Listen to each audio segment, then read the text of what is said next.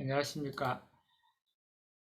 오늘은 하나님은 계시는가, 계신다면 우리가 그 하나님을 어떻게 알 수 있는가, 이러한 점에 대해서 말씀을 드리도록 하겠습니다. 인간은 오랜 역사의 기간을 두고 인생과 우주의 근본 문제를 해결하기 위해 고민해 왔습니다. 그러나 아직까지 아무도 이 문제에 대하여 속 시원하게 대답을 해준 사람이 없었으니 그것은 인간과 우주가 어떻게 창조되었는가 하는 존재 저 너머에 있는 근본적인 궁극적인 원리를 잘 알지 못하였기 때문입니다.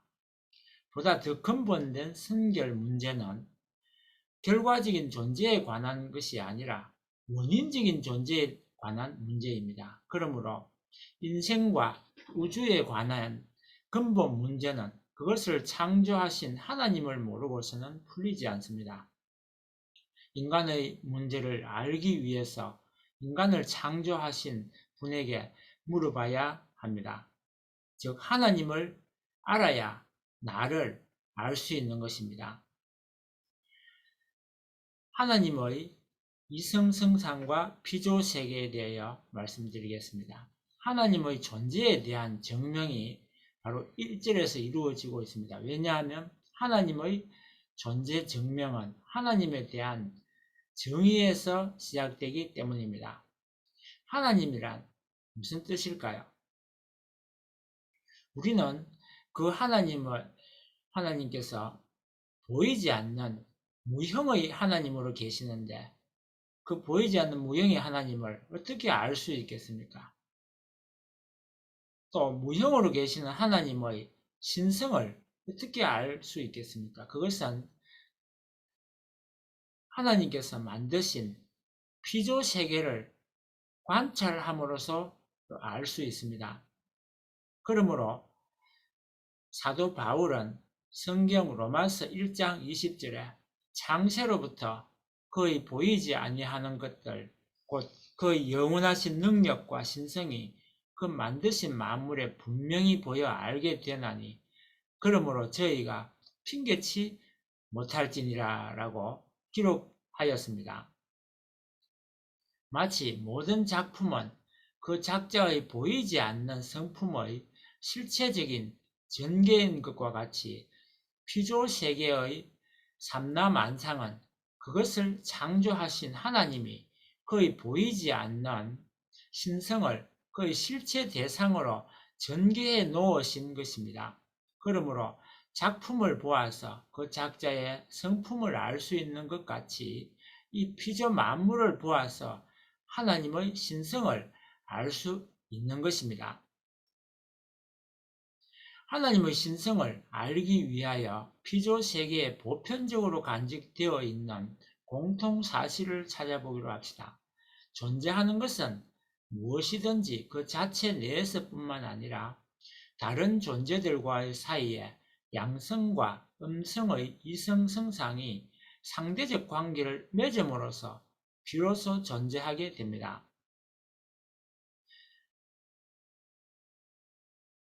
이성성상이라고 하면 어려운 말이긴 한데 양성과 음성 이렇게 두 가지의 성질이 있다 이런 뜻으로 이성성상이라고 한 것이고 또 나중에 말씀드릴 마음적인 또 몸적인 두 가지의 세계 성상과 형상을 합쳐서 이성성상이라고 말씀을 드릴 수 있습니다. 여기서는 양성과 음성의 이성성상을 먼저 보여드리겠습니다. 이에 대한 실예를 들어보면 모든 물질의 궁극적인 구성요소인 소립자들은 모두 양성과 음성 또는 음성과 양성의 중화에 의한 중성을 띠고 있는데 이것들이 이성성상의 상대적 관계를 맺음으로써 원자를 형성하고 있습니다. 또 모든 식물은 수술과 암술에 의하여 동물은 수컷과 암컷에 의하여 번식하고 생존합니다. 인간을 보더라도 하나님이 남성인 아담을 창조하시고는 그의 대상으로 내필인 여성을 상징하는 해와를 창조하셨습니다. 이와 같이 모든 존재는 양성과 음성의 이성성상이 상대적 관계를 맺음으로써 번식하고 존재하고 있는 것입니다. 세포 내에 있는 염색체도 23상으로 되어 있습니다. 즉 상대적인 관계로 있다는 것입니다. 그리고 전리된 양이온이나 음이온도 각각 양자와 전자의 결합으로 형성되어 있습니다. 남자와 여자가 즉 하나 되도록 처음부터 만들어져 있다는 것입니다. 모든 존재를 형성하고 있는 보다 근본된 또 하나의 이성성상의 상대적 관계를 알아야 합니다. 그것이 바로 외형과 내성을 말하는 것입니다. 존재하는 것은 무엇이든지 외형과 내성을 갖추고 있기 때문입니다. 보이는 외형은 보이지 않는 내성을 닮아난 것입니다. 그 내성이 눈에 보이지는 않으나 반드시 그 어떠한 꼴을 가지고 있기 때문에 그것을 닮아난 그 외형이 눈에 보이는 그 어떠한 꼴로서 나타나는 것입니다. 이에 앞서 말씀드린 것을 성상이라 하고 후자를 형상이라고 합니다. 성상과 형상은 동일한 존재의 상대적인 양면의 꼴로서 말하는 것이어서 형상은 제2의 성상이라고도 할 수 있기 때문에 이것을 통틀어서 이성성상이라고 합니다. 이로써 하나님이 어떠한 분인가에 대해서 말씀을 드렸습니다. 성상과 형상, 이성성상은 사성성상이나 네 가지가 아니고 그래서 제2의 성상이라 할 수 있기 때문에 형상이 하나인 것입니다. 그래서 이성성상이라고 해서 하나님이 네 가지로 계신 것이 아니라 하나로 계십니다. 이에 대한 예를 들어보면 인간은 몸이라는 외형과 마음이라는 내성으로 되어 있습니다. 마음을 성상이라 하고 몸을 형상이라고 합니다. 몸은 제2의 마음이라고도 할 수 있는 것이기 때문에 이것들을 통틀어서 이성성상이라고 합니다. 그래서 모든 존재가 성상과 형상의 이성성상의 상대적 관계에 의하여 존재하고 있다는 사실을 알 수 있습니다. 즉 초립자는 내명성을 가진 내성과 외형적인 물질로 되어 있고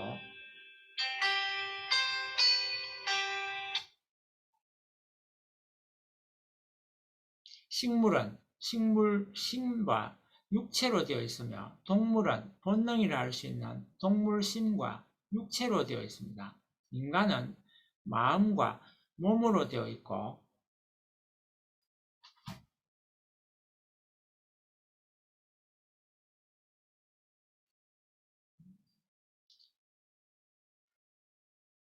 에너지도 성상과 형상으로 구분되어 있을 것입니다. 존재하는 것은 이렇게 모두가 성상과 형상의 이성성상으로 존재하고 있는 것입니다. 그러면 성상과 형상은 서로 어떤 관계를 가지고 있는지를 살펴보도록 하겠습니다. 무형의 내적인 성상이 원인이 되어 그것이 주체적인 입장에 있기 때문에 그의 형상은 유형의 외적인 결과가 되어 대상의 입장에 서게 되는 것입니다. 따라서 이 양자는 서로 내적인 것과 외적인 것, 원인적인 것과 결과적인 것, 주체적인 것과 대상적인 것, 종적인 것과 행적인 것의 상대적 관계를 가지고 있는 것입니다. 관계를 바로 세우는 것은 질서를 바로 세우는 것입니다. 우선 순위를 정하는 것입니다. 건물을 세울 때도 건물의 목적을 먼저 바로 세우고 건물을 짓습니다. 건물의 설계도를 먼저 작업합니다. 그리고 건물의 실제를 만들어 나갑니다. 컴퓨터 프로그램을 만들 때도 컴퓨터 프로그램의 목적을 먼저 만들고 그리고 그 세운 대로 프로그램 설계를 하게 됩니다. 설계를 한 이후에 프로그램을 코딩을 합니다. 그리고 프로그램이 잘 돌아가는지를 검증하는 것입니다. 모든 존재의 제일 원인은 그 모든 것들의 주체적인 성상과 형상을 갖추고 있지 않으면 안 됩니다.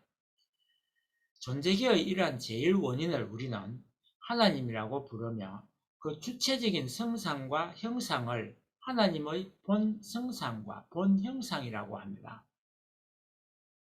또한 삼라만상의 제일 원인 대신 존재인 하나님은 양성과 음성의 이성성상의 상대적 관계에 의하여 존재합니다. 하나님이 가지고 계신 제일 원인적인 부분이라 해서 본을 붙이는 것입니다. 따라서 창세기 1장 27절에도 하나님께서 남자 혼자 있는 것이 옳지 못하다 하여 그 대상인 해와를 창조하신 것입니다. 성상과 형상, 즉 하나님의 본 성상과 본 형상, 본 양성과 본 음성의 상대적 관계를 말씀드리겠습니다. 성상과 형상의 이성성상과 양성과 음성의 이성성상은 서로 어떤 관계를 가지고 있는지를 살펴보려고 하는 것입니다. 하나님의 본 성상과 본 형상은 각각 본 양성과 본 음성의 이성성상의 상대적 관계를 가지고 있기 때문에 하나님의 본 양성과 본 음성은 각각 본 성상과 본 형상의 속성이라 말씀드릴 수 있습니다. 본 성상과 본 형상이 근본이기 때문에 먼저 마음과 몸이 하나 되어 개성완성을 하는 것이 첫 번째 목표가 되어야 합니다. 개성완성을 위한 두 가지 방법을, 즉 위하는 참사랑과 감사하는 마음입니다. 참사랑은 주체적인 요소고 감사는 대상이 주체에게 돌리는 요소입니다. 하나님과 인간의 관계 형성이 우선입니다. 부모와 자녀 관계를 제대로 정립해야 합니다. 인간과 인간의 가정 완성이 바로 그 다음입니다. 순서를 명확하게 해야 합니다. 효가 우선이고 부부의 정은 다음입니다.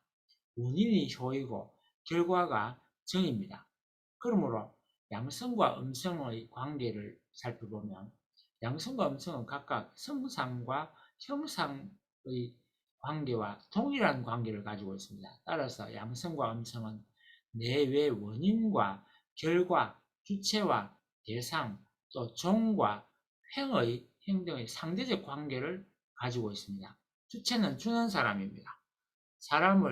먼저 사랑을 주는 사람이 주체입니다. 양성은 외향적인 활달한 성격의 사람이고 음성은 반응하는 사람이라는 뜻입니다. 하나님과 피조세계의 이성성장적인 관계를 좀 더 살펴보면 하나님을 중심하고 완성된 피조세계는 마음을 중심하고 완성한 인간 하나와 같아서 하나님의 창조 목적대로만 동하고 정하는 하나의 완전한 유기체인 것입니다. 피조세계를 창조하기 전에 하나님은 성상적인 남성격 주체로만 계셨기 때문에 형상적인 여성격 대상으로 피조세계를 창조하셔야만 했던 것입니다. 고린도전서 11장 7절에 남자는 하나님의 형상과 영광이니라고 기록되어 있는 것은 이러한 원리를 입증하고 있는 것입니다. 때문에 우리는 하나님을 아버지라 불러 그 격위를 표시하는 것입니다. 동양에서는 하늘을 아버지로 또 땅을 여성으로 이렇게 남자와 여자로 구분하기도 하는 것입니다. 전체적인 정리를 하면 하나님은 본 양성과 본 형상, 즉 본성상과 본형상의 이성성상의 중화적 주체인 동시에 본성상적 남성과 본형상적 여성의 이성성상의 중화적 주체로 계시며 피조세계에 대하여는 성상적인 남성격 주체로 계시는 것입니다.